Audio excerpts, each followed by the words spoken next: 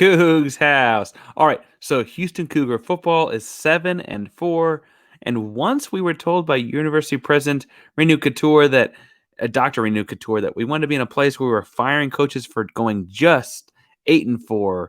So let's talk about the Tulsa game this weekend. You are Locked On Cougs, your daily podcast on the Houston Cougars, part of the Locked On Podcast Network, your team every day.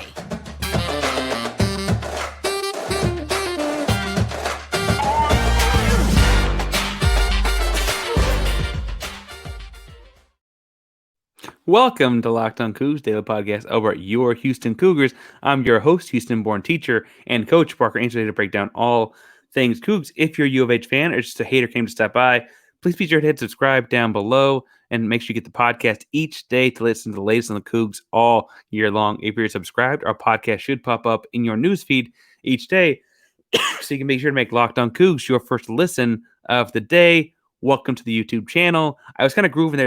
I don't know if you guys have noticed, since we went from all audio platforms to the YouTube channel, that added some horns to our intro music, and I really enjoyed that. Anyway, make sure you subscribe to the YouTube channel down below. Leave a comment. Remember, every 250 subscribers, we're going to give something away.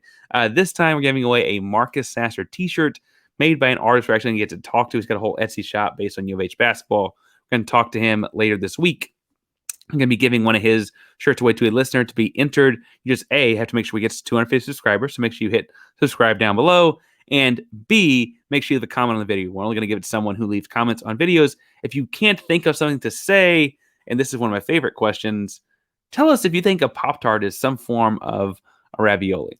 Now, we're going to have our three segments today, all looking forward to the University of Houston's game this weekend in football against the Tulsa Golden Hurricane. Now, I could judge being a Golden Hurricane in Tulsa, Oklahoma a lot, but that's not what I guess we're going to do today on the podcast. We're going to look at first some just fast facts with the season that Tulsa has had in the first segment. Second segment, kind of look at what the Tulsa offense wants to try and do, what kind of problems I could create for Houston. And the third and final segment, look at what the Tulsa defense tries to do and what kind of problems that could, create for Houston. But first, just overview kind of stuff on what the Tulsa Hurricane bring to the table. First, they are 4-7, 2-5 in conference, and excuse me. And as I look at this, frankly, their wins are kind of few and far between in that 4-7. Right?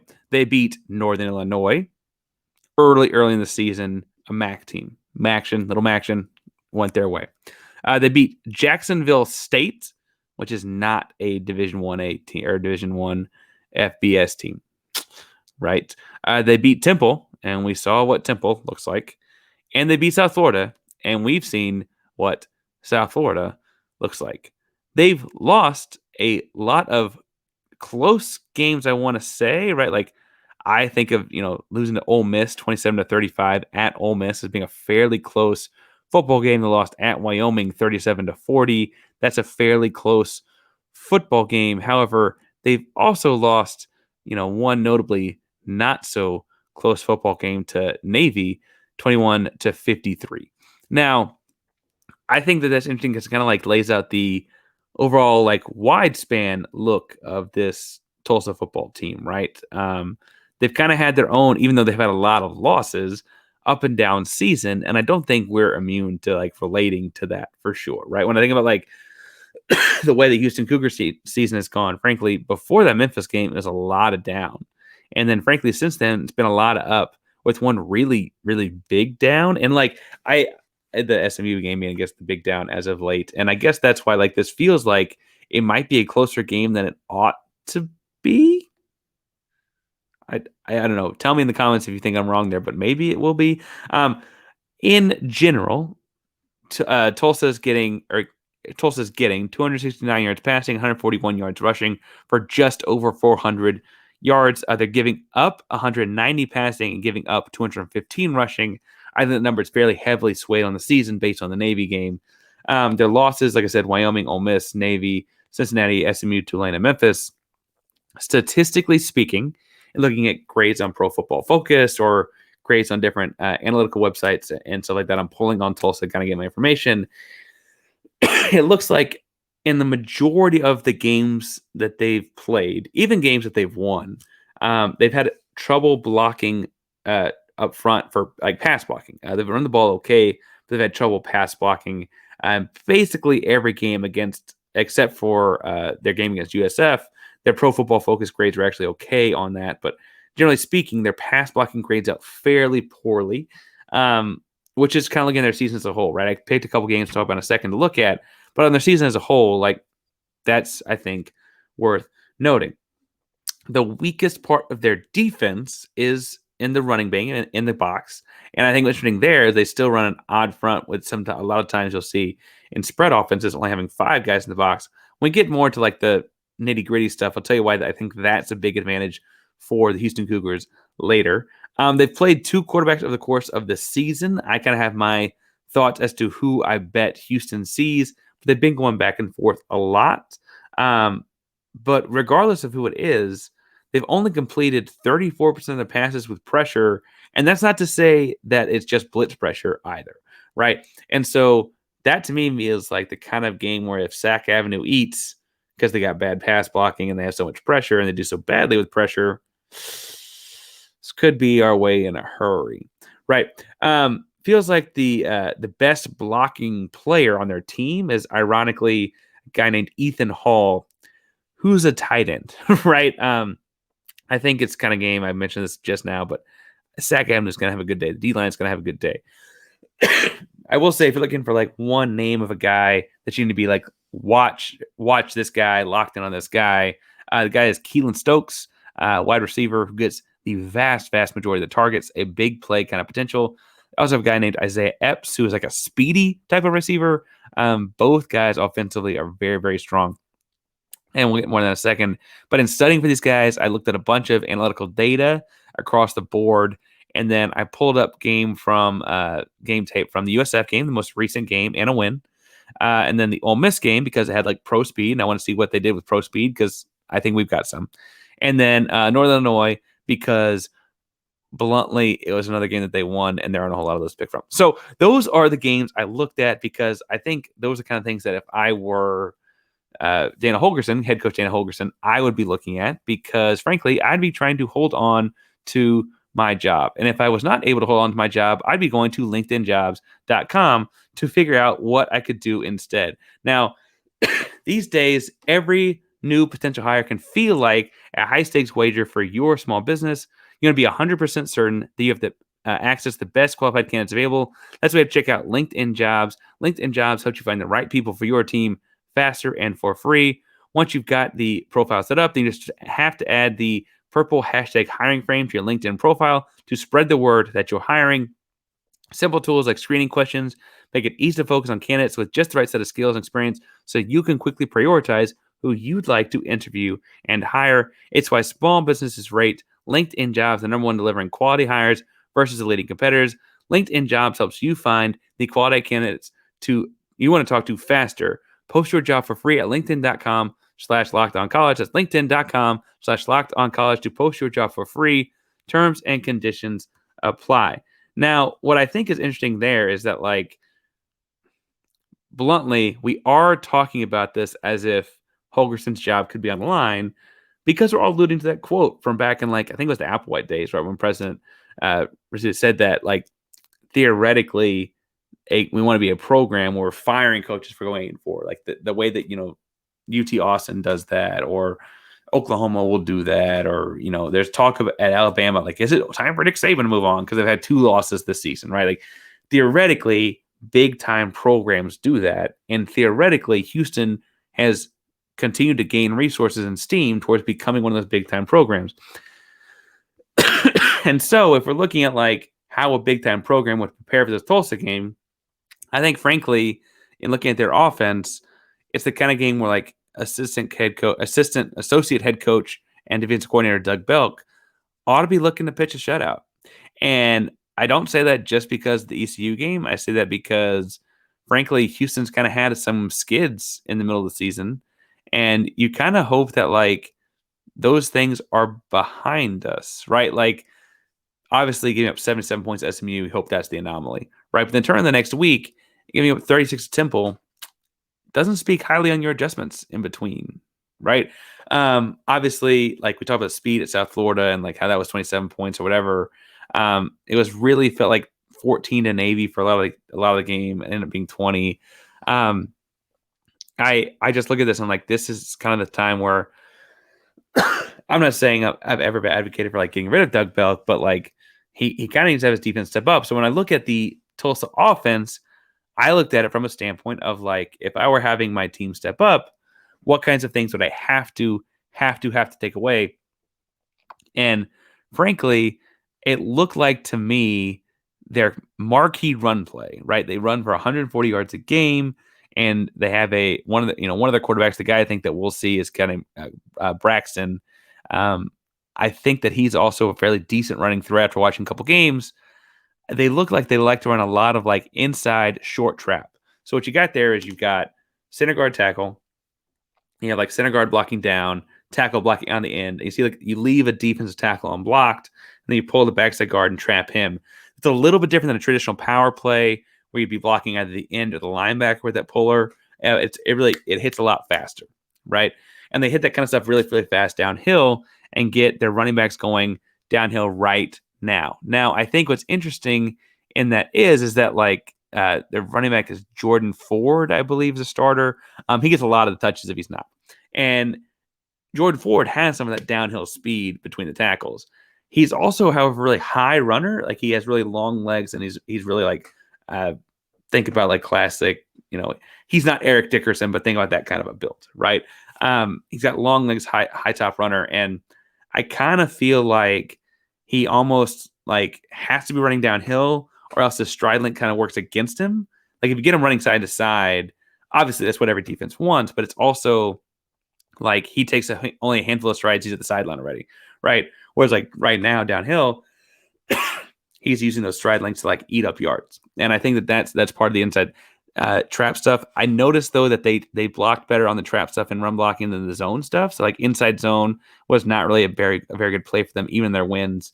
And so as they got down inside the red zone, when they were trying to use their quarterback Braxton's legs to like open up things, they were reading things still out of the short trap play, right? And so as they get down there, you have to have your interior D lineman ready to get trapped, and your outside D lineman and outside pass rusher is ready to have to read the quarterback. And that's interesting. Like if I'm a coaching, that's a lot of things to make sure you have going on at once, right? And that's why they do it. But I imagine that's what Coach Doug Belk's got to have those guys working on, because they just didn't block zone. They didn't fit it up very well. And with a dynamic running quarterback like Braxton is, I kind of feel like that's more like what we're going to see is the inside trap stuff, and that's going to be hard. It also, frankly, gets blown up if a guy like linebacker Donnie Mooten comes down and just cranks it out, right? Because that double team on Dot Nwankwo, our big nose tackle, right? Like block bully Dot Nwankwo is not going to have they're going to have to double team him, right? So then suddenly Donnie Mooten's coming through free, assuming that we can blow up the puller, right? And so that's how all those schematic things go. I mentioned it at the top segment. Their wide receiver, Keelan Stokes, is a ball player, and they will find ways to get him the football. I think he's most comfortable as an outside receiver that runs slants, posts, and post corners, right? If I'm looking like what he does best. However, it's not hard to take that away if that's all you do. So they will put him off the ball, motion him in, and they'll put the slot on the ball and motion him behind the slot, and then the slot block like a stock block for a screen pass. They'll run him in the same kind of motion into an orbit motion behind the quarterback for reverse type stuff. They will do all kinds of things to get him the football. He'll run it some, both in the screen and the swing pass kind of stuff, or not swing pass, the orbit motion kind of jet sweep stuff. They'll do all those things. And I think what's interesting is that I don't actually, so they get him the ball the most. They trust him the most. I'm not sure he's necessarily my favorite wide receiver of theirs. I like Isaiah Epps a lot. He's a big-time playmaker, transfer from Kentucky. However, they clearly trust Keelan Stokes the most. And frankly, he inevitably has big plays because of that, right? And so I think if you're like looking at our secondary, I don't know if you have like safety Thabo Moniki kind of track his side of the field because you kind of want more of a sure tackler over wherever he is, or if you're going to bracket him or what. That's up for Doug Belk to decide, not me. But I do think they use him in enough different ways that you kind of have to have like calls for all the different things. Like when he motions into the slot, you don't want to, just because of your coverage, have a linebacker underneath him. Even if you're bracketing him, you don't want a linebacker underneath him, right? And so seeing how Coach Doug Belk adjusts to that, I think will be telling, because frankly, he's not the first marquee pass catcher we've seen this season, right? We saw Rashee Rice. We frankly saw what Rashee Rice did to our defense. And then we saw what adjusting to Rashee Rice did to our defense, all in the SMU game, where we gave up 77 points. I don't think this looks like that. I don't think Keelan Stokes is quite as good as that. However, I do think that we can't let similar things happen, right? If Doug Belk wants to continue to work towards being a head coach that I think he will be one day, he's got to show improvement in that. Which means that what's going to happen is we're going to stop all those things, and like the quarterback Braxton's going to beat us on a couple keeps, right? Like, pessimistic fan of me, that's what's going to totally happen here. Both Braxton and the other guy, his name is Bryn, they were alternating a lot throughout the season. Both of those guys will cough it up if you hit them. And that's not to say that like they fumble, although they I think Braxton had one early. The truth is that if they're like under duress, they'll throw it up. And if you hit them while they're throwing it up, those balls get super wobbly, right? And that's why in the opening segment, I talked about like Sack Avenue being so important in this game, because frankly, as I look at this, I'm like, oh man, if you can get pressure with those four, and I think we can, then suddenly your back half guys are all playing some sort of a zone coverage or bracketing Keelan Stokes and Isaiah Epps, and the ball's in the air for a long period of time, we can come down with it, right? And so if I were a gambling man, I would say that Houston's able to pull off this game defensively, because frankly, I don't think they're that good offensively. Now, I say that they're going to put up like 50 points on us and make me look silly. However, if I were a gambler, I'd be going to betonline.net to make sure that I was placing my bet on the Cougs. BetOnline.net is your number one source for sports betting info, stats, news, and analysis. The latest odds and trends for every professional and amateur league out there, from football to basketball to soccer to esports. They've got it all at betonline.net. And if you love sports podcast, hint, hint, you can find those at BetOnline as well. We're the fastest and easiest way to get your betting fixed. You can head to the website today or use a mobile device to learn more. BetOnline is where the game starts. BetOnline.net has it as a Houston with a 12-point favorite. It's the last home game of the season. Little senior night magic kind of stuff. That's all fun. And games too. I'm taking Houston by 12 in that as well. We'll talk about the like gaps that Houston can take advantage of in the offense in a second, but I'm taking Houston with that as well. They also have it as a 67-point over-under. Houston's breaking that like every week. We got it. I mean, I guess last week we shut down ECU, and maybe that's probably maybe the thing is going to be like 40-0. But I think I'm going to take the over as well on that. So I'm going to take over 67. Houston at -12. I'm taking both of them, and you should too at betonline.net. Now, if I'm looking at like what the Tulsa offense does, or sorry, what the Tulsa defense does, that Houston can take advantage of on offense. I alluded to it in the betting bit, but I think Houston scored a lot of points. So it looked like to me the Tulsa defense gave up a lot of yards after catch, yak. A lot of yards after catch, yak. On short throws after play action, right? So it looks like short throws after play action, you're going to have like safeties bailing, or corners probably bailing, and then safeties filling run, I should say. So the inverse, corners bailing, safeties pulling on run. And then suddenly you've got like Tank Dell in the flat, off the races, right? Suddenly you've got Matthew Golden, wide receiver in the flat, off the races. And all those things, I think, are things Houston already does really well, right? They already do the great job of mesh type concepts. Holgorsen loves those things where you get, ball in the guy's hands and short yardage throws that lead to big time gains. And frankly, it's only been the last, 4 or 5 weeks really seen him let Clayton Tune's arm show off, right? Since the big throw to Tank Dell in that Navy game, quarterback Clayton Tune's really going to show off the arm strength. But till that point, and since that point, we've still seen a lot of times where he's just chipping it down. This will be the bajillion time I've said it, but it's another team that's susceptible to quarterback run, and I wish we'd run more of the quarterback run RPOs where you have like quarterback power left side, slant arrow top side, or whatever, right? Because as I see it, with Tune's mobility, that really is impossible to stop. Now, I will say, based on the crapping down his leg face that Dana Holgorsen left the other day when Clayton Tune hurt his knee, or hurt his shoulder, I'm sorry. It just looked like the poop was rolling down Dana Holgorsen's leg to his knee. When I saw that the other day, maybe that's the secret here. Maybe that's what Holgorsen knows that I don't, is he does not trust Colin, whoever's coming in. He doesn't trust anyone else to throw the football, right? Because when Tune went down and like bumped his left shoulder on the ground too hard, have to come out for a couple plays, you'd have thought we'd have kicked a bunch of puppies off bridges, right? Shout out to Baxter.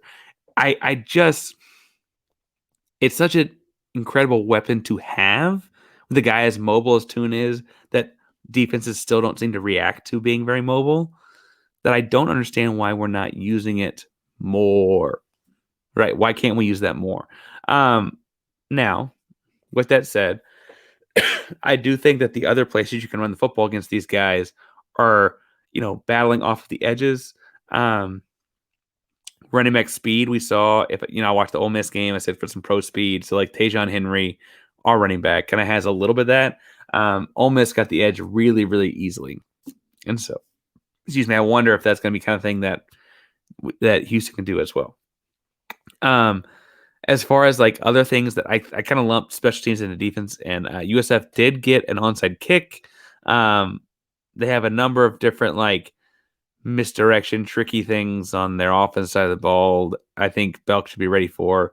Now I'm saying that they won't be. However, they are tricky enough to do onside kicks and fake punts and those kinds of things. You saw a fake punt in the SMU game really bite us, so make sure we're ready for those.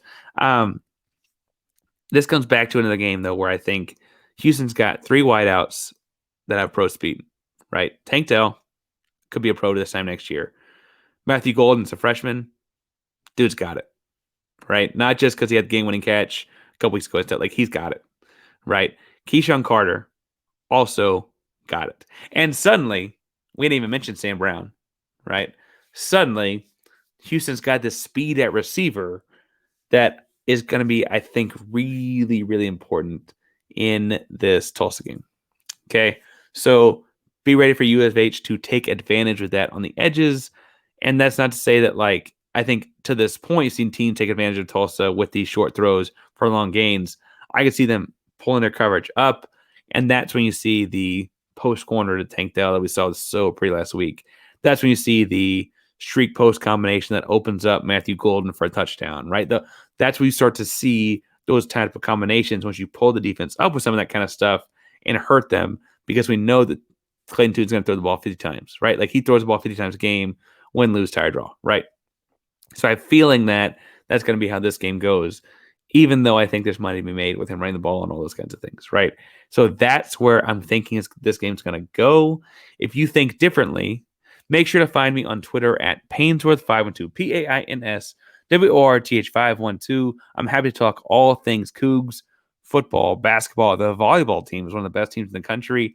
I thoroughly enjoyed last weekend's girls basketball game, even though they lost Florida State. I thought it was an exciting game to watch. So I'll be happy to talk those things too. As you can see, can talk sneakers. I didn't get the lost and found ones. I told you yesterday, don't talk to me about it. Still don't talk to me about it.